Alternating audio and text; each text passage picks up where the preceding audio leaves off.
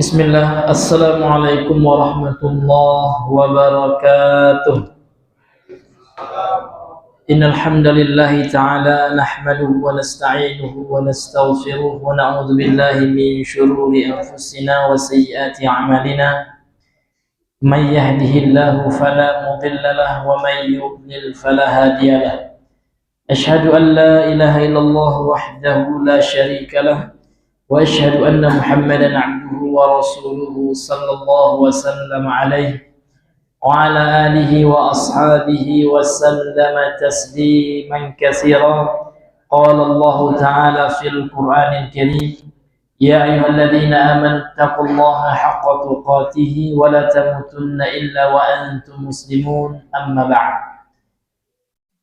Fa inna asdaqal hadisi kitabullah wa khairal hadi hadi Muhammadin sallallahu alaihi wasallam wa syarrul umuri muhdatsatuha fa inna kulla muhdatsatin bid'atun wa kulla bid'atin dhalalatun wa kulla dhalalatin finnar. Nas'alullaha as-salamata wal afiyah. Ma'asyiral muslimin wal muslimat, ikhwani wa akhwati fid din, rahimani wa rahimakumullah. Kita kembali bersyukur kepada Allah Azza wa Jalla karena pada malam hari ini dengan izin Allah, dengan hidayah Allah, kita masih bisa melangkahkan kaki untuk datang ke masjid ini dalam rangka untuk mempelajari firman-firman Allah, kalamullah dan sabda Nabi yang mulia sallallahu alaihi wasallam. Mudah-mudahan Allah Subhanahu wa taala senantiasa memperbaharui dan memurnikan niat kita.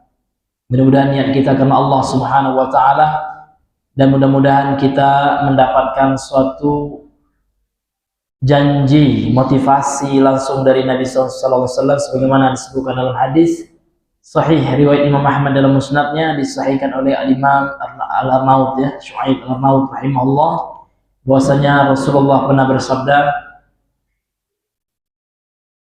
man ghada ila masjidin, barang siapa yang datang ke masjid, la yuridu illa an yata'allama khairan aw liyu'allima, kana lahu ka ajril haji taman hajjatuh.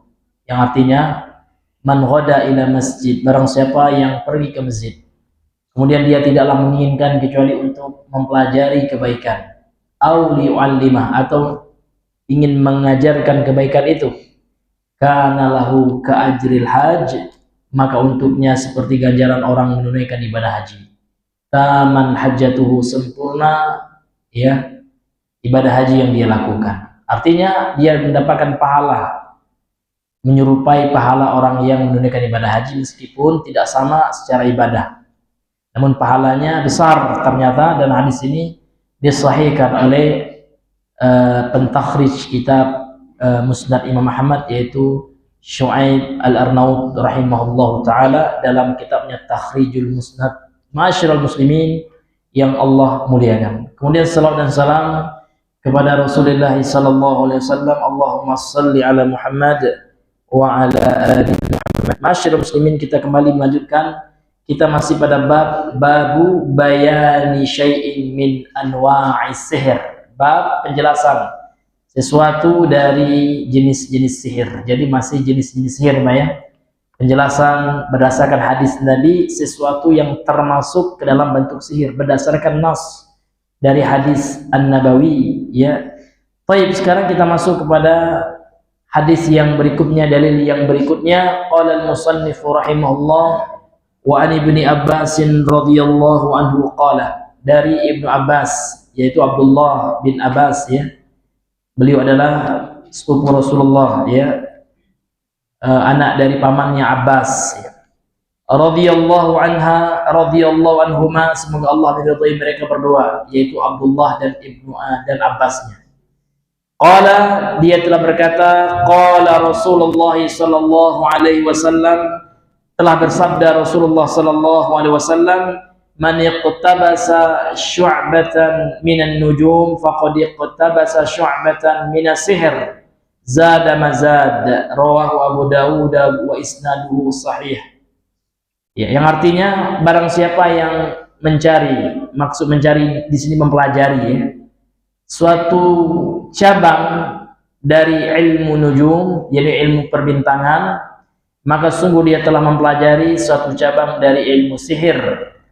Zada mazad, ya, setiap kali dia bertambah mempelajari ilmu nujum, bertambah pula dia mempelajari ilmu sihir. Maksudnya hadis ini diriwayatkan oleh Imam Abu Daud dengan sanad yang sahih, kata Al-Musannif Syekh Muhammad At-Tamimi An-Najdi rahimahullahu ta'ala. Kemudian hadis ini sudah dijelaskan juga oleh ulama hadis, ya. Di antaranya Imam An-Nawawi mensahihkan hadis ini dalam kitabnya Riyadhus Shalihin. Kemudian juga Al-Imam Al-Iraqi pada juz yang keempat, ya, hadis nomor 117 dalam kitab Takhrijul Ihya. Jadi Imam Al-Iraqi ini, Pak, adalah salah seorang ulama yang cross check ulang kitab Ihya Ulumuddin, ya. Ihya Ulumuddin karangan Imam Al-Ghazali. Jadi ditakhrij, ya, dikeluarkan, diteliti hadisnya banyak yang palsu dan lemah, ada juga yang sahih. Nah, di antara yang sahih ini hadis ini. Kemudian Al-Imam Az-Zahabi juga, ya, mengatakan hadis ini sahih, ya. Wa-Zahabi kama fi Faidil Qadir, ya, lil Munawi, sebagaimana dalam kitab Faidul Qadir Imam Al-Munawi, ya. Kemudian juga hadis ini diriwayatkan oleh Imam Ibnu Muflih dalam kitabnya Al-Adab Asy-Syar'iyyah. Kemudian Syekh Albani dalam sahihnya, dalam silsilah sahihah, ya. Kemudian hadis ini juga disahihkan oleh Syekh Muqbil bin Hadi Al-Wadi'i dalam kitabnya As-Sahihul Musnad, ya, pada juz yang pertama halaman 536. Jadi hadis ini sahih, hadirin yang dimuliakan oleh Allah Subhanahu wa taala. Kemudian ma'asyiral muslimin yang Allah muliakan, berkata Imam Syekh Shalih Al-Fauzan pensyarah kitab ini, mulakhas ini, beliau berkata, qala syarihu rahimahullah hafizahullah, man iqtabasa man ta'allama. Jadi makna sabda Nabi man iqtabasa, barang siapa yang iqtabasa ay man ta'allama, ya, barang siapa yang mempelajari, gitu. Syu'batan minan nujum, satu cabang, ya, dari ilmu perbintangan. Jadi, ya, orang yang mempelajari ilmu perbintangan ini maksudnya adalah untuk meramal dengan bintang, gitu. Maka sungguh dia telah mempelajari satu cabang dari ilmu sihir. Faqad iqtabasa, dan sungguh dia telah mempelajari syu'batan minas sihri, suatu cabang dari ilmu sihir.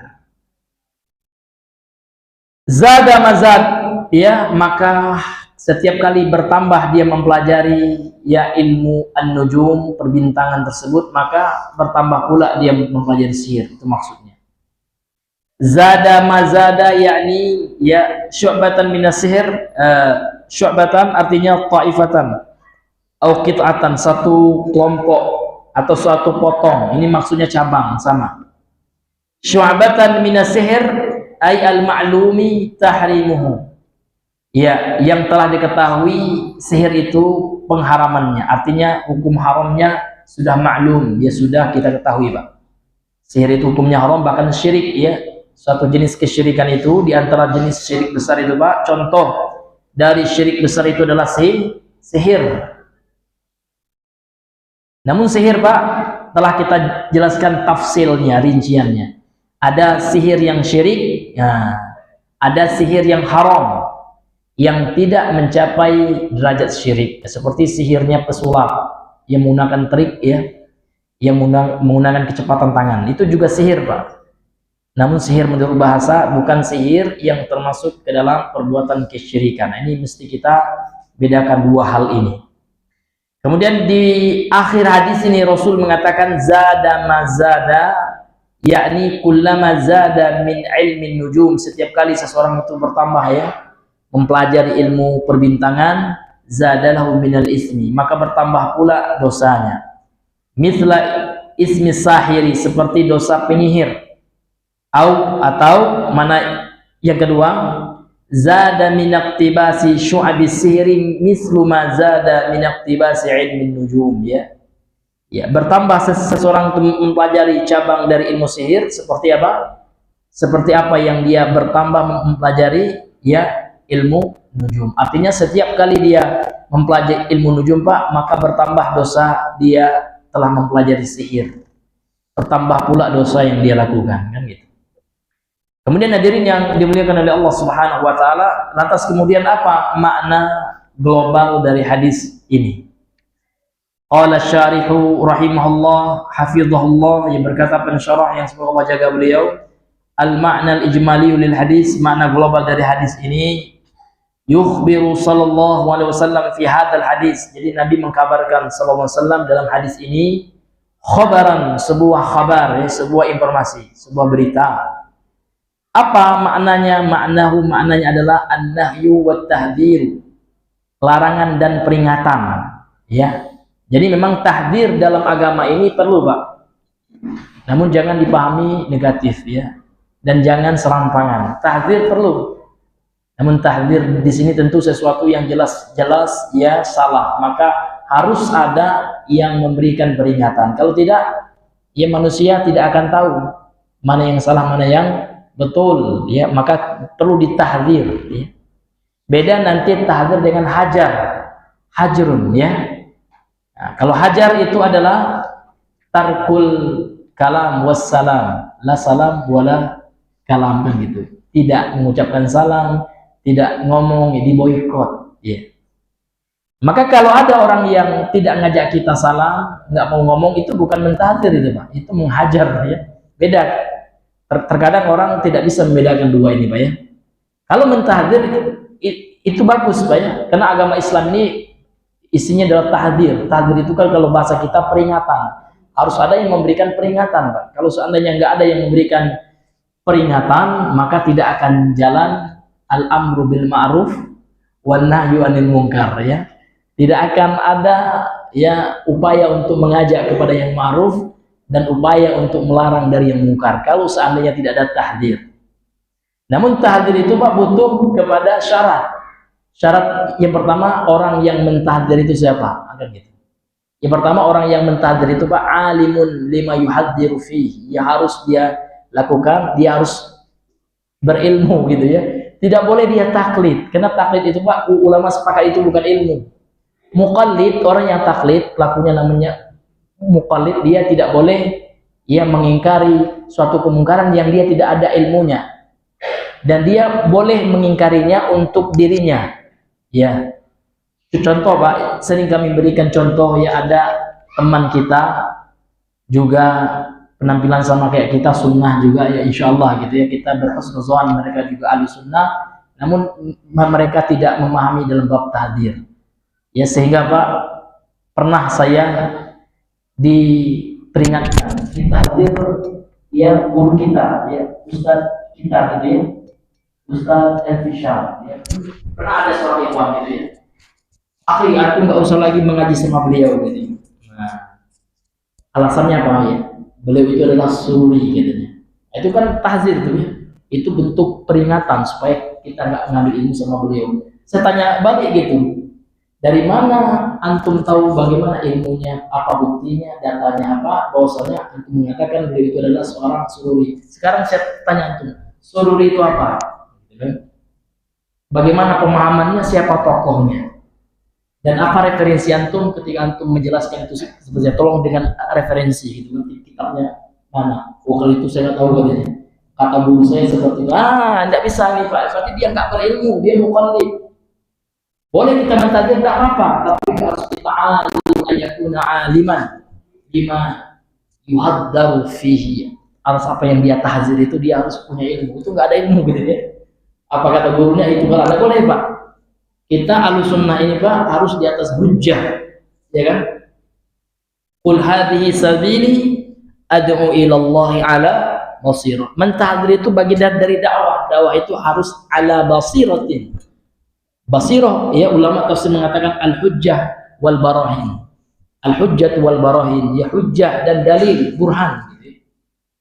Dan kita dituntut, Pak, dalam agama ini Allah yang mengajarkan kita, ya, sebagaimana dalam surah Al-Baqarah, qul hatu burhanakum in kuntum shadiqin. Katakan, wahai Muhammad, hatu, datangkan kepadaku, ya, dalil kalian. Kalau seandainya apa yang kalian sampaikan itu benar, mana dalilnya, kan gitu.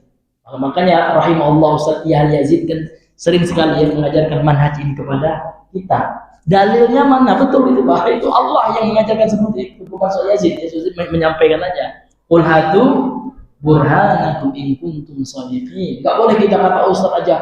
Kan Ustaz sunnah, Ustaz saya, walaupun Ustaz sunnah, ya kan? Ya, harus pakai dalil. Kita harus tahu dalil Ustaz kita apa gitu. Kalau enggak apa, maka samalah kita dengan yang suka nyium kaki dulu gitu ya. Tapi apa kata kiai itu saja, seolah kiainya adalah nabi yang tidak pernah salah, yang tidak bisa dikritik, kan gitu. Tidak boleh. Ahlus sunnah itu harus di atas ilmu, ya.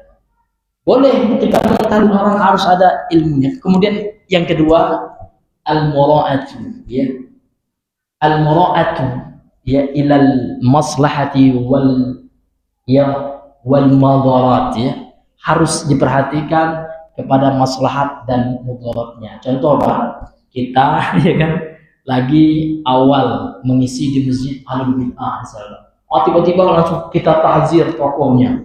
Itu tidak bisa juga, Pak. Habis itu kita diusir lagi. Sehingga kemaslahatannya sedikit. Maka harus ada strategi dakwah juga. Artinya kita takhirul bayan lil maslahah. Ada kaidah yang seperti itu. Mengakhirkan sebuah penjelasan untuk sebuah kemaslahatan. Bukannya tidak kita sampaikan, akan kita sampaikan juga. Nanti tunggu momen yang pas. Boleh seperti itu. Dalilnya apa, Pak? Ya, dalilnya adalah ketika Abu Hurairah, ya kan, hendak menyampaikan sebuah hadis tentang keutamaan tauhid. Maka Abu Hurairah mengatakan, afala ubasyirun nas? Qala la. Apakah boleh langsung aku sampaikan, ya, kebenaran ini kepada manusia?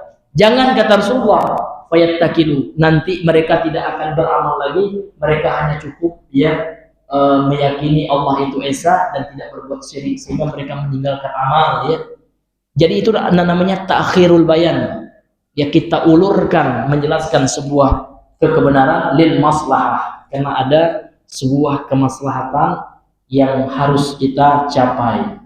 Kalau untuk itu hadirin yang dimuliakan oleh Allah Subhanahu wa taala, nah ini diantara dua syaratnya, Pak, ya. Seorang itu mentahdir, ya, harus dia dengan ilmu, ya kan. Kemudian yang kedua harus melihat maslahat dan mudaratnya, gitu ya. Ini hadirin yang dimuliakan oleh Allah Subhanahu wa taala, harus kita timbang. Kalau seandainya maslahatnya besar, ya, harus kita lakukan. Tapi kalau seandainya kemudaratannya lebih besar, gitu kan, dampak negatifnya lebih besar, maka ya maka kita lakukan metode lain, ya kan, yaitu metode taklif namanya. Mengambil hati dulu. Dengan orang itu sudah dekat secara emosional dengan kita, maka apapun yang akan kita sampaikan dia akan menerima. Tapi orang belum dekat, ya, kalau kita agak keras nada penyampaian kita, udah, ya kan, kita tidak akan bisa lagi menyampaikan kebenaran di masjid itu misalkan, kan, gitu. Ini mesti kita perhatikan hadirin yang dimuliakan oleh Allah Subhanahu wa taala. Ini patah, ya. Oh, terus ini, ya. Insyaallah. Ya, toib, kita kembali kepada pembahasan kita. Jadi makna global dari hadis yang mulia ini, ya, bahwasanya maknanya khabar yang disampaikan oleh Nabi dalam hadis ini adalah larangan dan peringatan. Bagaimana larangan dan peringatannya? Anna man ta'allama syai'an minat tanjim, sesungguhnya siapa saja yang mempelajari sesuatu dari ilmu perbintangan, faqad ta'allama syai'an minas sihri, maka sungguh dia telah mempelajari sesuatu dari ilmu sihir al-muharram, yang diharamkan oleh Allah Subhanahu wa taala. Ini sudah ijma', Pak, ya, enggak ada khilaf di antara ulama berdasarkan nas yang sahih, yang qat'i dari Al-Qur'an dan Sunnah, dan ijma' para ulama salaf, ya, bahwasanya sihir itu haram, ya. Wa kullama zada ta'allumuhu at-tanjima zada ta'allumuha sihra, maka setiap kali orang itu, ya, mempelajari ilmu perbintangan, dia tambah, ya, setiap kali bertambah dia pelajarannya terhadap ilmu perbintangan itu, maka bertambah juga dia mempelajari ilmu sihir. Wa dzalika li'anna tanjim, karena hal itu disebabkan bahwasanya ilmu perbintangan itu tahakkumun 'alal ghaib, bentuk ya memprediksi atau menghukumi, menentukan, memastikan terhadap sesuatu yang gaib. Padahal yang gaib itu Pak, dalam Al-Qur'an Allah mengatakan apa? La ya'lamu man fis samawati wal ardil ghaiba illallah. Tidak ada yang tahu, siapa saja yang ada di langit dan yang di bumi terhadap perkara gaib kecuali Allah. Itu Al-Qur'an surah apa Pak? Ya. Saya juga lupa Pak ya. Nah, coba kita lihat. Iya Bang? Surah Al-An'am ayat berapa? Iya. Iya. Status berapa Bang?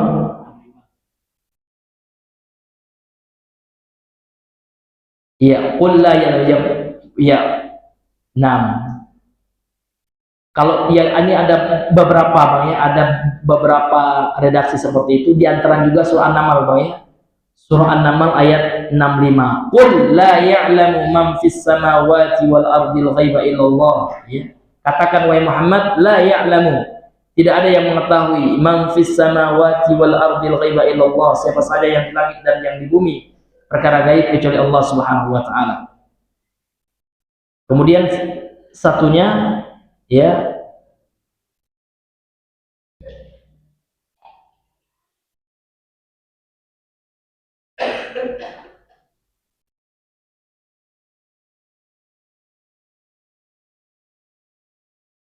ya, cuman surah An-Naml ayat 65 aja Mas ya, yang Abang bilang di Bang.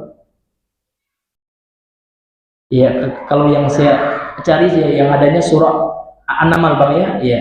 An-Naml ayat 65 gitu ya. Jadi penyihir itu ya mereka atau dia ya mengklaim tahu yang gaib gitu. Sementara dalam surah An-Naml tadi Allah mengatakan tidak ada yang tahu gitu ya, sesuatu yang gaib kecuali Allah. Jadi orang penyihir itu Pak, atau al-munajjim ya, ahli perbintangan, tukang ramal dengan bintang itu, mereka telah tahakkumun ya, tahakkumun itu Pak, mengklaim bisa memastikan perkara gaib gitu ya. Bihaitsu an innal munajjima yuhawil iktishafal hawadis al mustaqbalah. Ya, ketika tukang atau ahli perbintangan itu al-munajjim gitu ya, tukang ramal bintang itu, yuhawil, dia berusaha iktishafal hawadis ya, untuk menerawang gitu ya, menyingkap kejadian-kejadian al-mustaqbalah yang akan datang. Contoh, mereka memprediksi ya akan terjadi ini dan itu gitu kan. Nah, akan terjadi hari kiamat misalkan, itu dukun ya. Akan terjadi gempa di tanggal sekian dan hari sekian gitu. Ini ya, kalau dia menggunakan ramalan bintang, ini masuk ke dalam munajim ya. Kecuali sekarang dengan alat, dengan ilmu yang pasti, yang sekarang dengan ilmu yang bisa dipertanggungjawabkan, dan ini prediksi kayak prediksi cuaca itu enggak Pak ya, ini tidak termasuk ke dalam ramalan bintang. Kalau ramalan bintang ini Pak, memang dia menggunakan ilmu ramal gitu ya, romalu ya, tukang ramal ya. Ini tentu tidak dibenarkan dalam Islam, dan termasuk ya arraf ya, tukang ramal ya, atau romal ya, tukang ramal, dan satu spesies dengan dukun ya Pak. Iya, iya, satu spesies dia dengan dukun. Ini yang diharamkan dalam agama kita. Yuhawilu iktishafal hawaditsil mustaqbalah, berusaha untuk menyingkap kejadian-kejadian masa depan. Allati hiya min ilmil ghaib, yang mana hal itu adalah termasuk perkara gaib, termasuk ilmu gaib. Alladzi ista'farallahu bi'ilmi, yang mana Allah ya menyembunyikan, dia tidak mengasih tahu tentang ilmu itu kecuali Allah Subhanahu wa taala sendiri yang tahu. Ya. Maka di sini ya alasan kenapa munajim itu ya, tukang ramal bintang itu termasuk sahir, termasuk penyihir. Nah, tentu ya dia telah melakukan perbuatan syirik, jadi musyrik ya. Jadi setiap dukun itu Pak musyrik, dukun itu musyrik ya. karena dia telah melakukan perbuatan kesyirikan. Maka pelakunya jadinya musyrik, itu isim fa'il ya, dari asyraka yusyriku isyrakan, pelakunya musyrik. Nah, ini hadirin yang dimuliakan oleh Allah. Kemudian apa korelasi hadis ini terhadap bab kita tentang apa, Mas? Babu bayani syai'in min anwa'is sihir. Bab tentang penjelasan sesuatu dari jenis-jenis sihir. Jadi apa korelasi hadis ini gitu ya?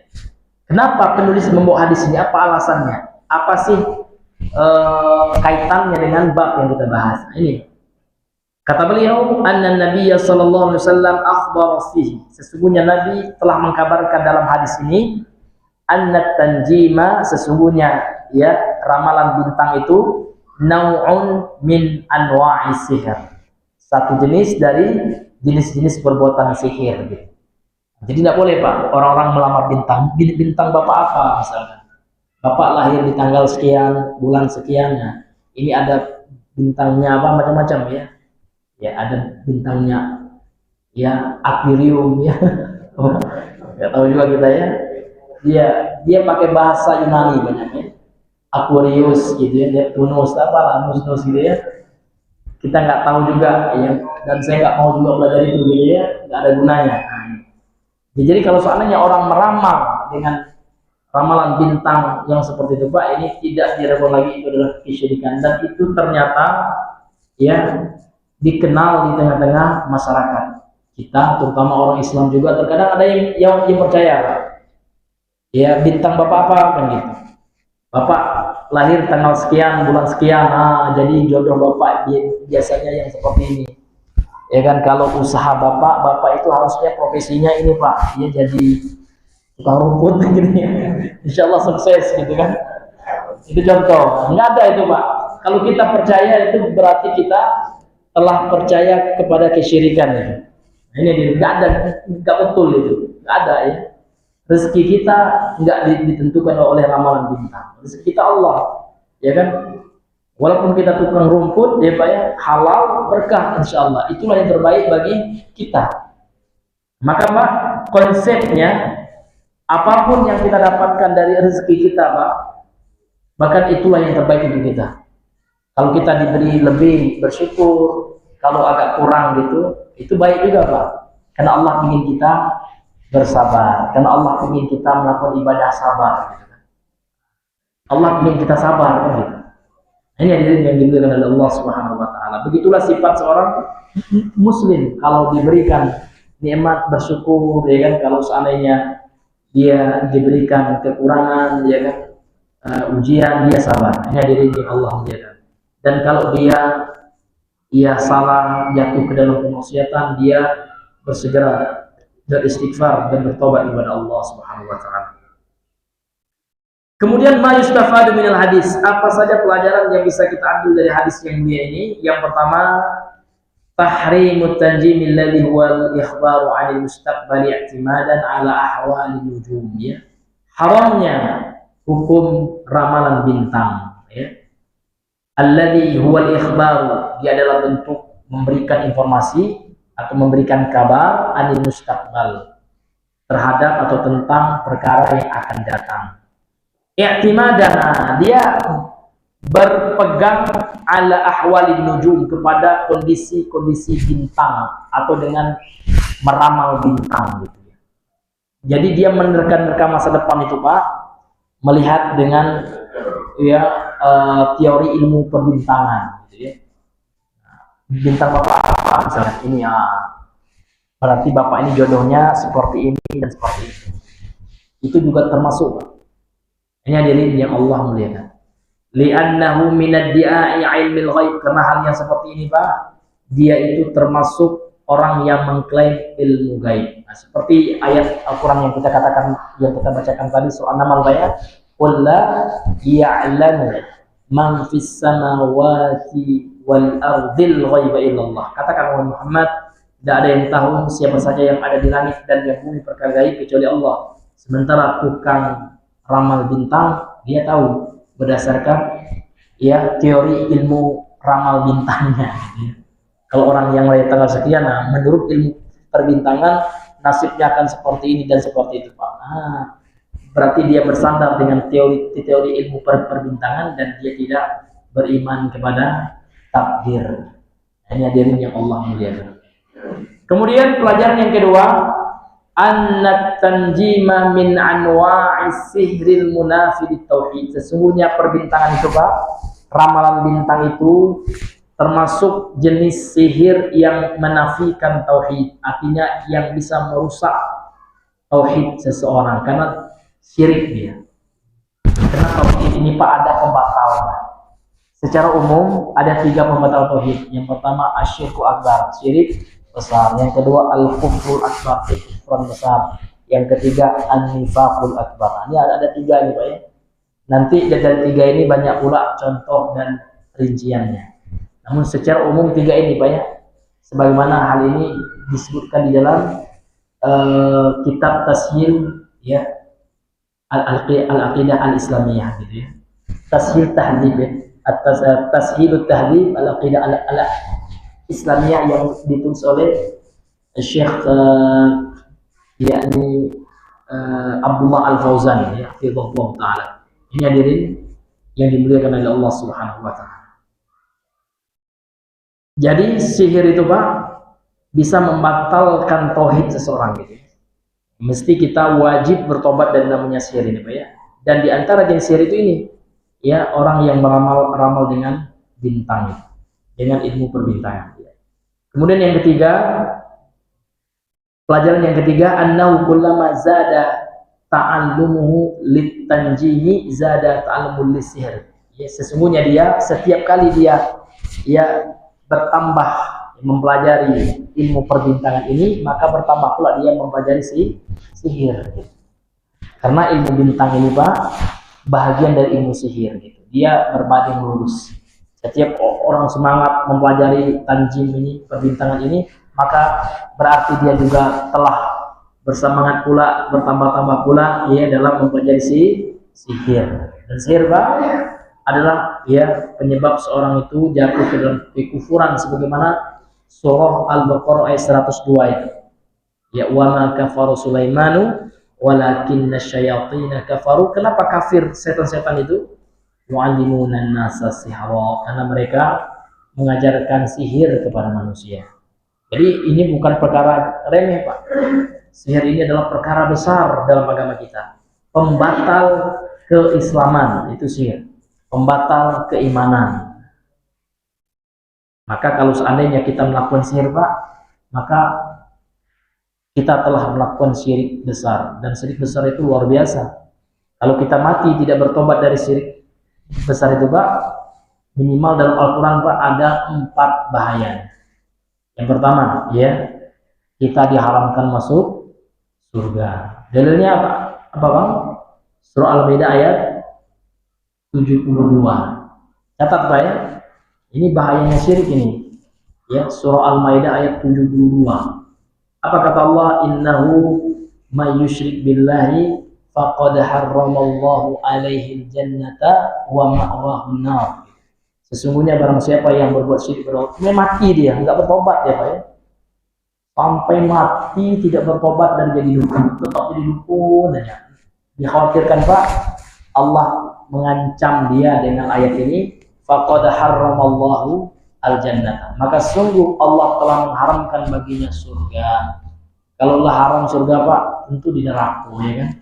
Makanya kelanjutan ayat itu Allah mengatakan wa ma'wahun naru, dan tempatnya adalah neraka. Wa ma lidzalimina min ansar. Tidak ada seorang penolong pun bagi orang yang berbuat zalim itu. Kemudian sebagaimana yang telah kita ketahui bersama Pak ya, kalau bisa dihafal ayatnya Pak ya. Surah An-Nisa ayat 44 dan surah An-Nisa juga ayat 48, hampir sama 2 ayat itu Pak ya. Ya, substansinya. Apa kata Allah? Innallaha la yaghfiru an yushraka bih wa yaghfiru ma duna dzalika liman yasha. Ya, sesungguhnya Allah tidak mengampuni dosa orang yang berbuat syirik. Maksudnya adalah kalau dia mati tidak bertobat dari syirik, Allah tidak mengampuni. Ini luar biasanya syirik Pak ya. Maka untuk itu Pak, kita harus senantiasa mengulang-ulang pelajaran tentang tauhid ini. Karena dengan tauhid kita tahu syirik. Karena kalau kita belajar tauhid pasti belajar syirik. Karena lawan dari tauhid itu adalah syirik. Pasti akan dibahas syirik. Karena tidak akan sempurna kita mengamalkan tauhid sebelum kita sempurna meninggalkan kesyirikan. Kan gitu. Ini hadirin yang Allah muliakan. Kemudian apa lagi Pak? Orang yang melakukan syirik besar itu Pak, haram kita menikahinya. Iya. Sebagaimana dalam surah Al-Baqarah, wala tunkihul musyrikati hatta yu'minna.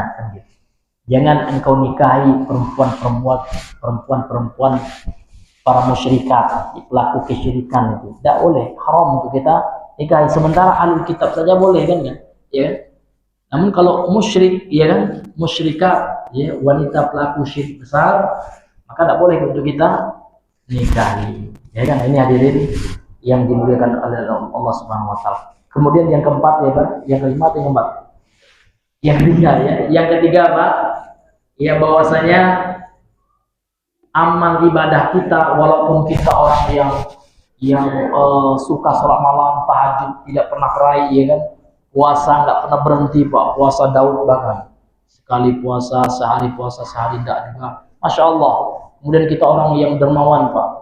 Sekali bangun masjid 2 miliar gitu kan, misalkan contoh Pak ya, atau sekali bantu orang 1 T, Masya Allah Pak ya, baik sekali gitu kan, dikumpulkan masyarakat itu, wah ini duit 1 T untuk orang tidak mampu, anak yatim, janda, Masya Allah luar biasa. Tapi kalau dia berbuat syirik Pak, amal yang banyak itu ternyata hapus ya, pahalanya tidak ada lagi Pak, nol pahalanya, bahkan dia dapat dosa gitu ya. Apa dalilnya Pak? Surah Az-Zumar ayat 65. Apa kata Allah? Wa laqad uhiya ilaika, dan sungguh telah diwahyukan kepada engkau wahai Muhammad, wa ilal ladzina min qablika, dan kepada para nabi rasul sebelum engkau, la in asyrakta, kalau engkau berbuat syirik wahai Muhammad, la yahbatanna amaluka, maka akan sirna, hapus, tidak ada pahala amal yang engkau lakukan. Wala takunanna minal khasirin, dan engkau juga kelak akan menjadi orang-orang yang merugi gitu ya. Itu Nabi menyindir kita. Maaf, Allah menyindir kita. Allah umpamakan dengan Nabi saja, dan Nabi tidak akan mungkin Pak, karena Nabi orang yang paling bertauhid itu Nabi. Namun diandaikan oleh Allah, seandainya, lain kan gitu. Ada harfu syarat di situ Pak ya. Jikalau gitu ya, jikalau engkau saja wahai Muhammad berbuat syirik, ya kan, akan hapus pahala amal yang banyak yang engkau lakukan. Apalagi kita yang bukan Nabi Pak. Nabi saja, lihat Pak ya, Nabi saja, ini luar biasa memang Pak ya. Firman Allah itu, kalam Allah ini luar biasa gitu ya. Sindiran Allah itu Masya Allah luar biasa ya. Nabi saja gitu ya, manusia yang paling Allah cintai, manusia yang paling bertakwa, kalau seandainya mati berbuat syirik, Allah akan hapus, Allah tidak akan cinta sama beliau lagi. Apalagi kita yang bukan Nabi. Tentu dahsyat lagi Pak ya, kalau seandainya kita sempat mati sementara masih mengamalkan kesyirikan itu. Di sini Pak menuntut kita atau memberikan pelajaran kepada kita bahwasanya syirik itu memang luar biasa, maka tidak boleh kita berhenti dakwah tauhid ya, sampai kita Allah wafatkan di atas tauhid. Ini hadirin yang Allah berikan, pentingnya dakwah tauhid itu Pak ya. Iya, kena menyangkut keselamatan kita kelak di akhirat, menyangkut diterima atau tidaknya amal kita. Jadi syarat diterima amal itu tauhid. Ya, amal itu ya harus dibangun di atas tauhid. Kalau orang beramal sementara dia musyrik ya, dia masih percaya sama dukun ya, dia masih percaya ada kuburan yang gelap, boleh kita minta sama penghuni kubur, kan alhamdulillah itu syirik besar. Meminta berdoa kepada selain Allah syirik besar. Nah, minta dia Mbah Kiai, tolonglah kami Kiai gitu. Ya Allah, masa tolong sama Kiai ya? Siapa menjamin Kiai itu masuk surga? Nggak ada dalilnya ya kan? Nabi saja ya kan, yang sudah dijamin masuk surga, apa kata Nabi dalam hadis sahih Muslim, wa idza sa'alta fas'alillah, kalau engkau minta sama Allah, jangan minta sama aku, kata Rasul. Wa idza sta'anta fasta'in billah, kalau engkau memohon pertolongan, mohonlah pertolongan kepada Allah, jangan mohon pertolongan dengan Nabi, kan gitu. Maka Nabi marah, Nabi murka kalau ada seorang sahabat salah ngomong gitu ya. Ya insyaallah wa syi'ta, jika Allah menghendaki dan engkau, marah Nabi, langsung Nabi mengeluarkan statement, aja'altani lillahi niddan, apakah engkau ini telah menjadikan aku ini sebagai sekutu, tandingan bagi Allah? Qul insyaallahu wahdah, katakan jika Allah menghendaki, Allah saja. Dalam riwayat yang lain, qul masyaallah insyaallahu thumma syi'ta, pakai thumma Pak, karena huruf ataf wa ini memberikan makna kesetaraan, sama artinya dan, kan gitu kalau bahasa kita. Jika Allah menghendaki dan engkau, artinya ada penyamaan antara kata Allah dengan kata Nabi. Tapi kalau summa ada urutan ya. Jika Allah menghendaki summa kemudian gitu ya, ada urutannya. Artinya ya itu tidak menyamakan antara masyiatullah ya, antara kehendak Allah dengan kehendak Rasul sallallahu alaihi wasallam. Apalagi sampai minta sama Nabi, Pak. Itu saja Nabi sudah marah gitu. Apalagi orang sekarang, Pak, naudzubillah ya, sering kita ingatkan ya, minta diangkat musibah tidak kepada Allah, yaitu kepada Nabi. Naudzubillahi min dzalik. Dikatakan pula oleh mereka itu salawat. Ada sesalawat yang seperti itu ya. Itu salawat yang dibuat-buat. Itulah yang dikatakan oleh ulama kita dengan as-salawatu syirkiyah ya. Salawat namun di dalamnya ada kandungan noda-noda syiriknya. Seperti apa, Pak? Ya, beristighosah kepada Nabi gitu ya. Minta istighosah itu artinya, Pak, tolabul ghaus. Ghaus itu artinya pertolongan Allah untuk diangkat sebuah bencana. Jadi kalau seandainya telah terjadi bencana, itu namanya istighosah kita. Kita mohon Allah mengangkat musibah yang telah datang itu. Namun kita itu minta sama Allah, aghithna ya Allah, bukan aghithna ya Rasulullah. Na'udzubillah. Berarti apa? Kita telah meminta berdoa kepada Nabi, bukan kepada Allah. Kalau hidup Nabi tentu murka betul Nabi Baya. Untung aja Nabi gak hidup lagi gitu ya. Nah, tentu ulama ahlu sunnah yang menyampaikan itu ya. Maka kita tahzir perbuatan seperti kita peringatkan umat. Itu ya ucapan-ucapan kesyirikan. Allah, aghithna ya. Harusnya ya Allah. Kenapa kok ya Rasulullah pula aghithna ya Rasul?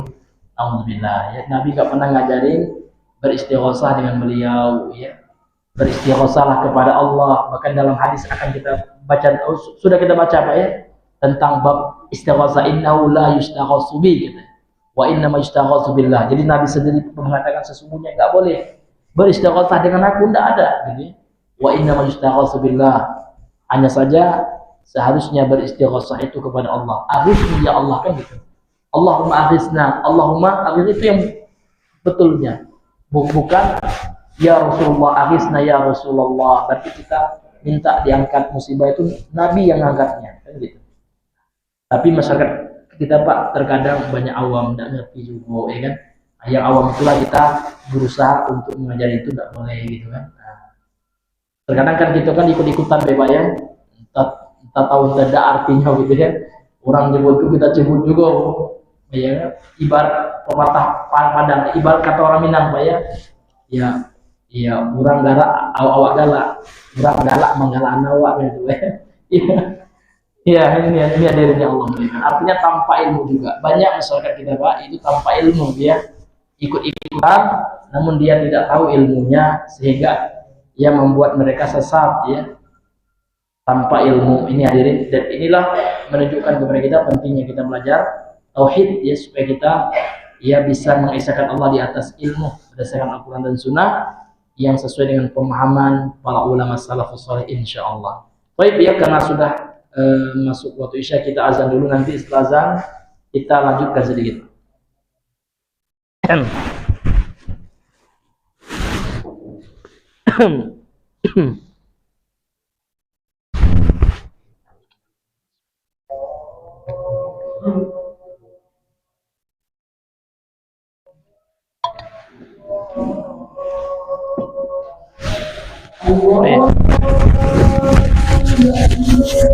Patah ya. Oh iya ini. Iya. Iya. Oh ya, lepas ya. Ya, sekarang.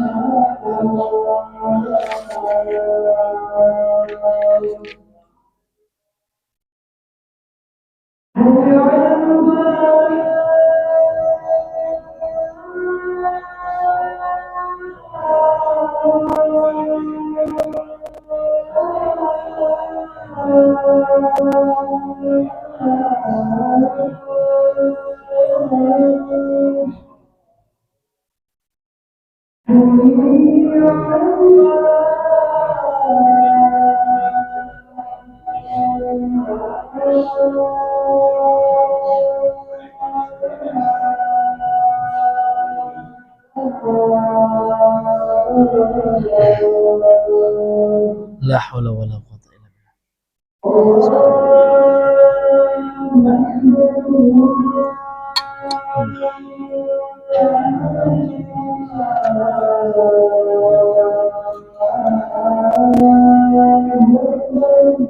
Allahu akbar.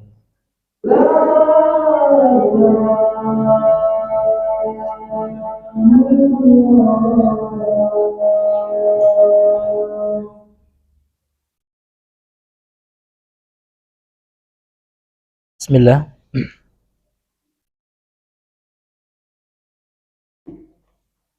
Ya, bismillah. Kita lanjutkan kembali. Kemudian dalil yang berikutnya, qala al-musannifu rahimahullah, berkata penulis yang semoga dirahmati oleh Allah, Syekh Muhammad ibn Abdul Wahhab At-Tamimi An-Najdi rahimahullahu taala wa nafa'a bihi wa nafa'ana bihi wa bi ulumi fid darain. Kemudian beliau mengatakan walin Nasa'i min hadisi Abi Hurairah, dari ya Abu Hurairah dari hadis yang dikeluarkan oleh Imam An-Nasa'i, ya, Rasulullah bersabda, man aqada 'uqdatan thumma nafasa fiha faqad sahara wa man sahara faqad asyraka wa man ta'allaqa syai'an wukkila ilaih. Yang artinya walin Nasa'i, dan Al-Imam An-Nasa'i telah mengeluarkan hadis ini dalam Sunan An-Nasa'i min hadis Abi Hurairah, dari hadis sahabat Abu Hurairah radhiyallahu anhu, Abdurrahman bin Sakhar, ya. Maksudnya Rasulullah bersabda, man aqada, barang siapa yang membuat ikatan, uqdatan, satu ikatan, siapa yang mengikat suatu ikatan lah gitu ya. Summa nafatha fiha, kemudian dia meniup, namun tiupan yang mengandung ludah. Ada ludahnya dikit kan gitu. Tapi bukan meludah, enggak gitu udah ya. Itu namanya iltafala, iltifal dia. Dia enggak. Dia meniup tapi ada bercampur dengan air ludahnya. Itu nafasan. Iya, agak lembut ya. Kan gitu. Barang siapa yang membuat ikatan, suatu ikatan gitu ya, kemudian dia tiup fiha pada ikatan tersebut, faqad sahara, maka sungguh dia telah melakukan sihir. Karena ini perbuatan penyihir seperti itu, sebagaimana disebutkan juga oleh Allah dalam surah Al-Falaq kan gitu. Wa min syarrin nafatsat ya fil uqad ya. Allah menyuruh Nabi Muhammad untuk berlindung dari kejahatan tukang penyihir-penyihir wanita yang meniup gitu ya. Pada ikatan uqad itu jamak dari uqdah, ya, jamak taksir dari uqdah, pada ikatan sihir yang mereka buat. Memang praktek sihir seperti itu disebutkan oleh Allah dalam surah Falaq. Karena surah Falaq itu Pak asbabun nuzulnya ada Nabi kena sihir waktu itu. Maka untuk melepaskannya dikasih oleh Allah, diturunkan oleh Allah ayat itu Pak. Maka ayat itu Pak termasuk ruqyah syariah untuk menjauhkan kita dari sihir itu. Maka dianjurkan kita baca itu, kemudian kita tiup apa ya ke tangan kita sebelum tidur itu kan, itu sebagai perlindungan kita dari syaitan gitu kan. Karena sihir itu dari setan. Maka kalau dia lakukan itu Pak, maka sungguh dia telah menyihir. Wa man sahara, dan barang siapa yang menyihir, faqad asyraka, maka sungguh dia telah berbuat kesyirikan. Wa man ta'allaqa syai'an, barang siapa yang menggantungkan sesuatu, yakin dia dengan sesuatu yang dia gantungkan itu, ukila ilahi, maka dia akan ya diserahkan kepada sesuatu yang dia gantung. Contoh orang buat zimat ya, maka Allah tidak akan tolong dia karena dia tidak menggantungkan hatinya kepada Allah, dia gantungkan kepada zimat, udah Allah serahkan kepada zimat itu. Nauzubillahi min dzalik. Namun hadis ini Pak terjadi perselisihan juga ulama. Sebagian besar ulama mendhaifkan hadis ini, walaupun dihasankan hadis ini oleh Imam Ibnu Muflih ya, sebagaimana yang disebutkan dalam kitab Al-Qaulul Mufid ya kan. Imam Ibnu Utsaimin ya kan, dalam catatan kaki kitab ini beliau mengatakan wa qala adz-Dzahabi fil Mizan. Dalam kitab Al-Mizan, Al-Imam Adz-Dzahabi berkata hadal haditsu la yasluhu. Hadis ini tidak la yasluh ya, tidak saleh gitu ya, tidak baik gitu ya, bukan hadis yang sahih gitu. Lilayni ubad wa qita'uhu ya, wa qita'ihi, disebabkan perawinya ada namanya Ubad, dia lain hadis itu lemah hadisnya gitu Pak ya. Ya, dan dia terputus mursal dia. Nah, kemudian hadis ini dihasankan oleh Ibnu Muflih dalam kitab Al-Adab Asy-Syar'iyyah. Kemudian warawahu Abdur Razzaq anil Hasan. Kemudian hadis ini juga diriwayatkan oleh Al-Imam Abdur Razzaq As-San'ani ya, dalam kitabnya Al-Musannaf oleh Abdur Razzaq ya As-San'ani dari Al-Hasan ya, yakni Al-Hasan Al-Basri secara mursal. Artinya ia putus antara Hasan Al-Basri kepada Nabi, karena memang Hasan Al-Basri itu Pak tidak ketemu dengan Nabi seperti itu. Nah, iya. Wa qala fin Nahjis Sadid. Kemudian ya dalam kitab An-Nahjus Sadid dia penulisnya berkata fa tsabata anna asl hadis mursal ya, telah ditetapkan Pak ya, asal dari hadis ini adalah hadis yang mursal. Mursal ini bagian daripada hadis yang lemah gitu ya. Lakin ubadan akhta'a fa wasalahu, akan tetapi ya kesalahannya itu ada pada perawi yang namanya Ubad, dia akhta'a, salah dia, dan dia menganggap hadis ini mausul. Dia katakan hadis ini ya muttasil, bersambung, akan tetapi dia terputus ya, mursal di sini. Ini hadirin yang dimuliakan oleh Allah Subhanahu wa taala. Walaupun dia secara sanadnya hadis ini bermasalah, dilemahkan oleh Syekh Albani juga, ulama sekarang, kemudian Syekh Mubil juga, akan tetapi makna hadis ini ya benar, sehingga Syekh ya Syekh Abdullah Al-Fauzan, maaf Syekh Saleh Al-Fauzan pensyarah kitab ini, penulis kitab Al-Mulakhas syarah kitab Batun ini, ya, dalam catatan kakinya beliau mengatakan akhrajahu An-Nasa'i, wa hadis ini telah dikeluarkan oleh Imam An-Nasa'i, walil juz akhir, kemudian juz yang terakhir, ya, minal hadis, dari hadis ini ada syawahidnya. Nah, syawahid itu jamak dari syahid, ya, yuqawwi biha, atau yuqawwa, yang dikuatkan dengannya, yakni dengan penguatnya ini, ya, akhraja, ya, asy-syahidu, ya, akhraja asy-syahida at-Tirmidzi, kemudian yang mengeluarkan syahid atau penguat saksi daripada hadis ini adalah Imam At-Tirmidzi, kemudian juga Imam Ahmad juga mengeluarkan hadis ini, kemudian Imam Hakim juga. Kalau menurut Imam atau Syekh Shalih Al-Fauzan, hadis ini, ya, setidaknya hasan li ghairihi, gitu, ya. Nah, ya kan? Nah, dan sebagian besar ulama mengatakan hadis ini dhaif. Walaupun dhaif, ya, namun makna hadis ini tidak bertentangan dengan nas qat'i dari Al-Qur'an, sehingga dari situ sah saja bisa secara makna hadis ini sahih, walaupun secara sanad, ya, secara matan sahih, walaupun nanti secara sanadnya hadis ini mursal, ya kan. Nah, ini wallahu taala alam bisawab. Namun karena maknanya sahih, maka para ulama juga mensyarah, menjelaskan makna kandungan daripada hadis ini, karena tidak bertentangan dengan Al-Quran, bahkan sama, ya, dengan apa yang terkandung dalam surah Al-Falaq, gitu, Pak, ya. Baik, sekarang kita masuk kepada perkataan asy-syarih, ya, yang mensyarah hadis ini, Syekh Shalih Al-Fauzan, ya. Qala asy-syarih hafizahullah, man 'aqada, ya, uqdatan ala syakli ma yaf'aluhu as-saharatu min aqdil khuyuti wa nahwiha, ya, man 'aqada, barang siapa yang memintal, ya, mengikat suatu ikatan, dia kan, ala syakli, dengan bentuk atau di atas bentuk ma yaf'aluhu, yang dilakukan oleh penyihir-penyihir. Bagaimana itu, Pak? Ya, dengan mengikat benang, min aqdil khuyut, dengan mengikat benang, membuat benang itu, Pak, kayak seperti buhul, ikatan, kan, gitu. Dan yang selainnya, ya. Tsumma nafasa fiha, wa nafasa fiha, ya, an-nafasu huwa an-nafkhu. Ya, nafasa itu, Pak, adalah meniup. An-nafkhu itu arti meniup, ya. Nafakh itu arti meniup, gitu, ya, tiupan. Namun ada riqnya, ada riq itu artinya apa, Pak? Liur, gitu, ya. Jadi tiupan seperti yang saya jelaskan tadi, Pak, tiupan yang mengandung sedikit liur, gitu.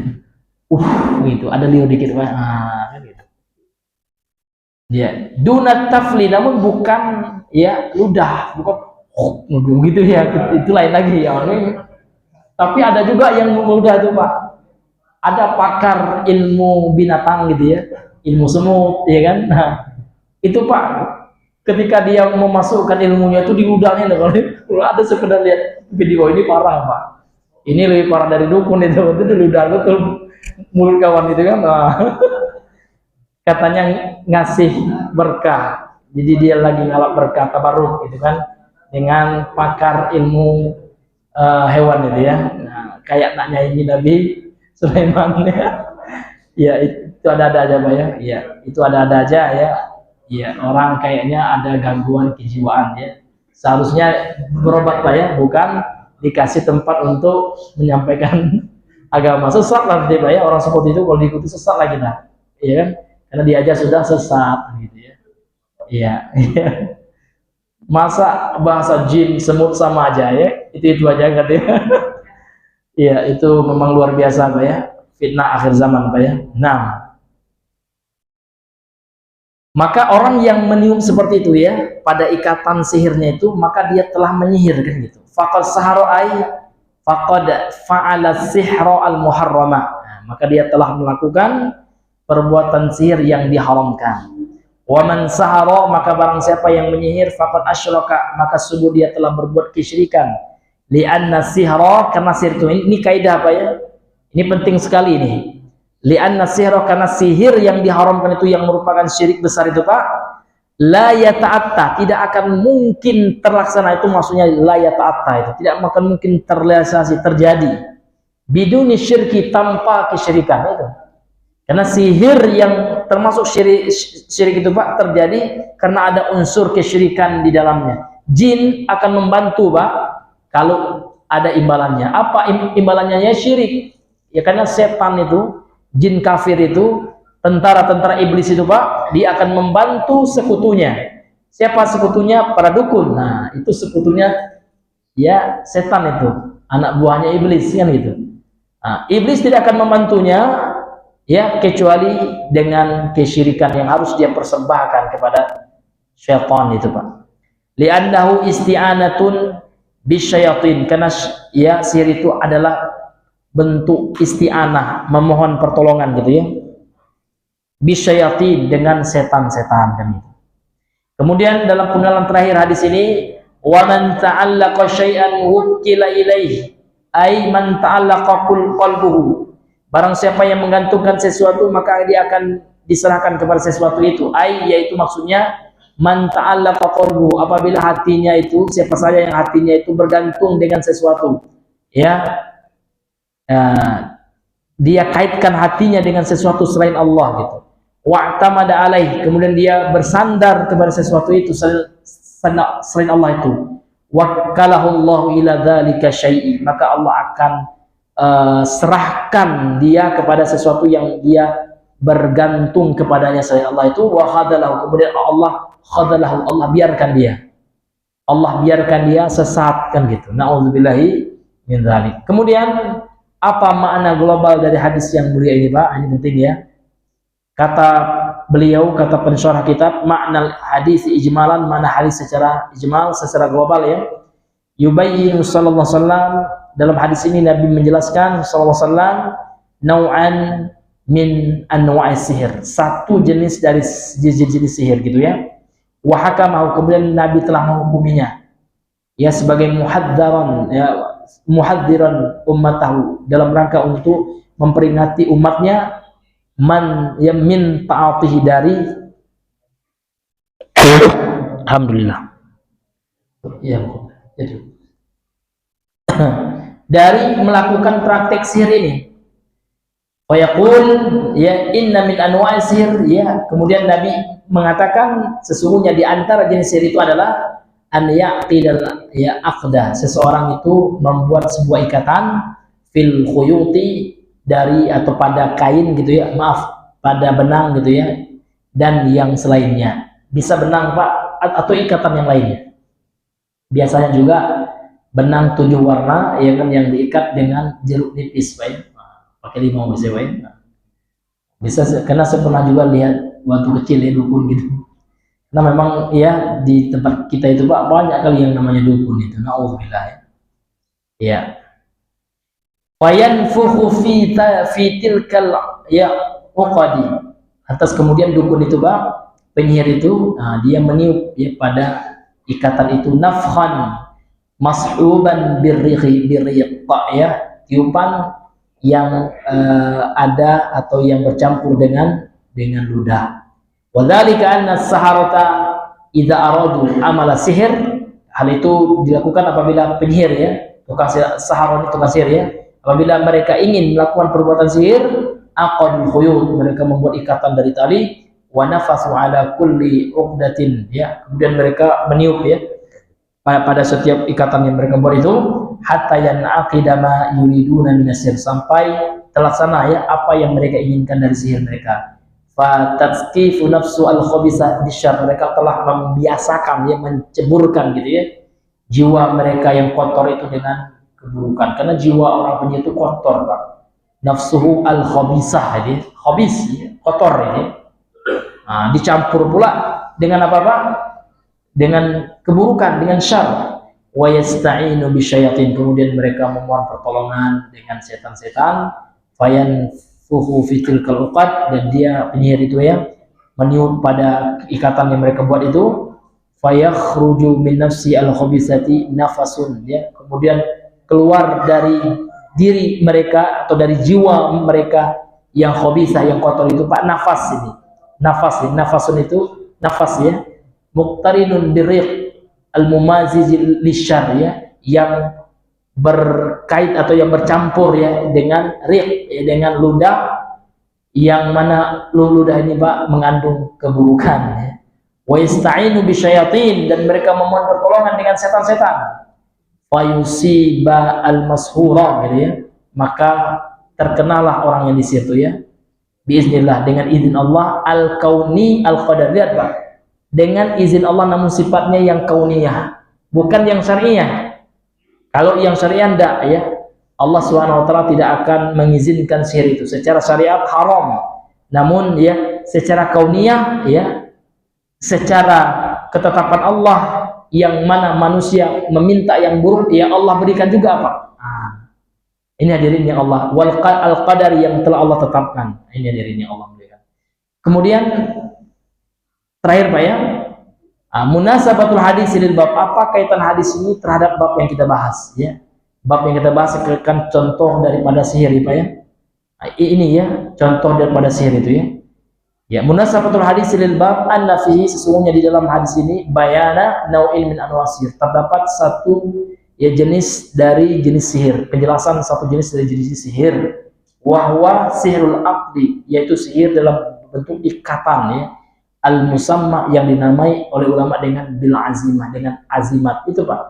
Jadi azimat itu dalam terminologi para ulama kita itu orang yang membuat suatu ikatan ya kan, suatu buhul sihir, kemudian dia tiup gitu. Ini baik, kemudian ya karena ini tanggung Pak ya. Terakhir ya, apa pelajaran yang bisa kita ambil dari hadis ini? Ada 3 aja.